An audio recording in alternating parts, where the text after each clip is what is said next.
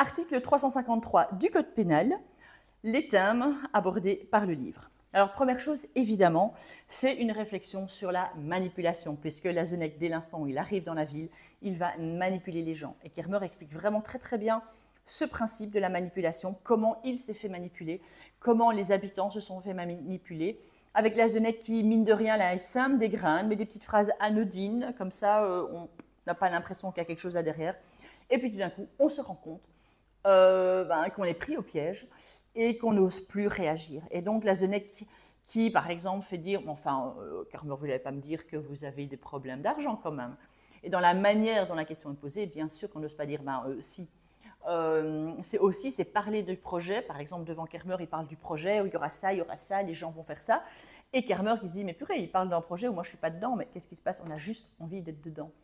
Et donc la manipulation, l'emprise, la séduction, comment est-ce qu'il arrive à bien enrober, bien attraper ses proies progressivement, et puis qu'après elles ne savent plus aller sortir des filets. Ça, c'est vraiment la réflexion principale, une des réflexions principales du livre. Et on peut bien sûr penser, dans ce cas-là, à un moment donné, à la fable de La Fontaine, de la fable du corbeau et du renard, où il vaut mieux ne pas trop écouter les flatteurs, et on vit bien sûr aux dépens de celui qui m'écoute.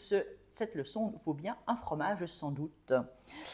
Tout, donc, par rapport à la fable de La Fontaine, pardon, j'étais distraite. Deuxième sujet, bien sûr, c'est l'influence des promoteurs qui sont sans état d'âme. Donc Lazenec qui vient et qui s'en fout réellement. Ok, le château est très vieux, mais aucun état d'âme pour tout détruire, pour tout construire, faire miroiter des choses. Et en plus, dans ce cas-ci, c'est vraiment de la malhonnêteté, puisqu'il n'y a rien qui va se passer, les travaux ne vont pas continuer. Pourquoi? On ne le saura jamais. En fait, il n'y a que Lazenec qui a l'information. On peut supposer que c'était peut-être prévu d'avance, on ne sait pas trop. Et donc, ça fait un peu penser aussi, dans certaines régions où s'il y a eu des constructions, on peut se demander parfois, mais comment ça se fait qu'on a pu construire à tel ou tel endroit? Et on se demande s'il n'y a pas aussi eu des pots de vin. Ici, ça n'a pas vraiment lieu d'être, mais malgré tout, Lazenec est responsable puisqu'il a embobiné le maire qui a de lui-même investi l'argent de la ville. Alors, on peut penser qu'il n'y a pas eu de pot de vin, mais ça peut faire penser aussi à certains moments au pot de vin des promoteurs. Donc la manipulation, c'est un des thèmes récurrents dans l'œuvre de Tanguy Viel.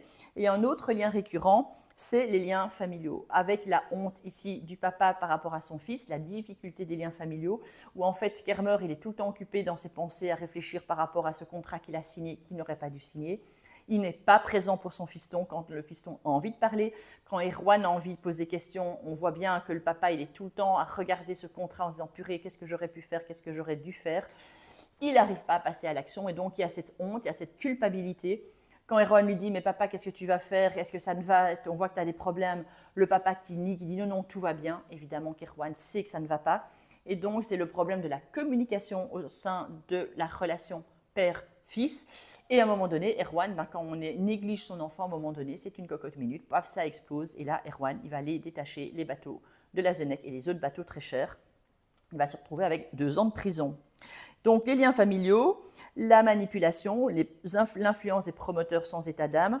Et par rapport à ça, il y a un personnage important, c'est la brume. Par rapport à la manipulation, il y a la brume, mais c'est également la brume dans la rade de Brest. Donc, d'un point de vue météorologique, cette brume où parfois on ne voit pas grand-chose avec le brouillard qu'il y a dans la baie, mais également la brume que Lazenec a créée, a mis dans la tête des gens qui finalement ne savent plus réfléchir.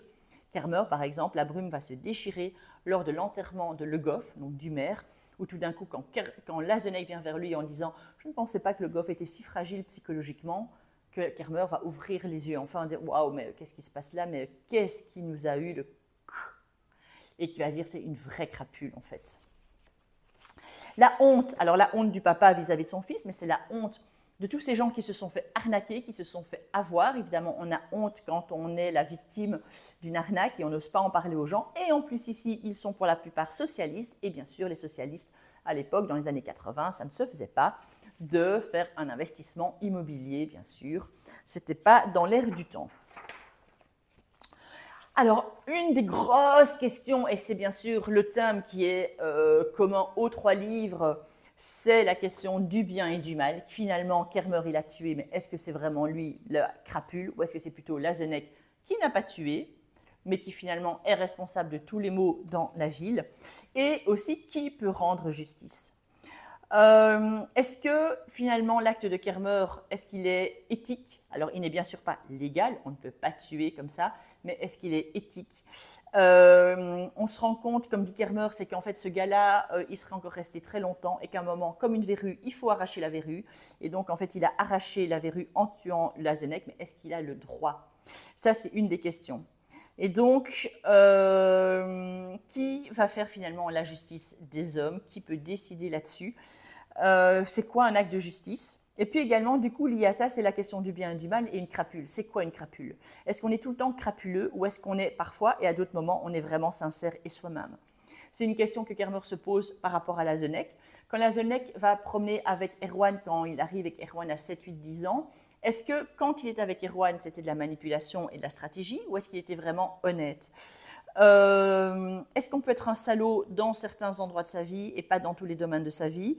Ou est-ce qu'on est salaud tout le temps? Et donc, c'est toutes ces questions-là qu'il y a également comme thème dans l'article 353 du Code pénal. Donc, je répète, les différents thèmes, c'est bien sûr la justice. Est-ce qu'on peut appliquer la justice soi-même? C'est quoi une crapule? C'est quoi la différence? Le bien, le mal, les bons, les salauds, comment ça fonctionne? Est-ce qu'on l'est tout le temps ou pas? C'est la honte des investisseurs qui sont des socialistes et donc on ne peut pas. La honte de s'être fait arnaquer, la honte du papa vis-à-vis de son fils. Donc les relations familiales père-fils.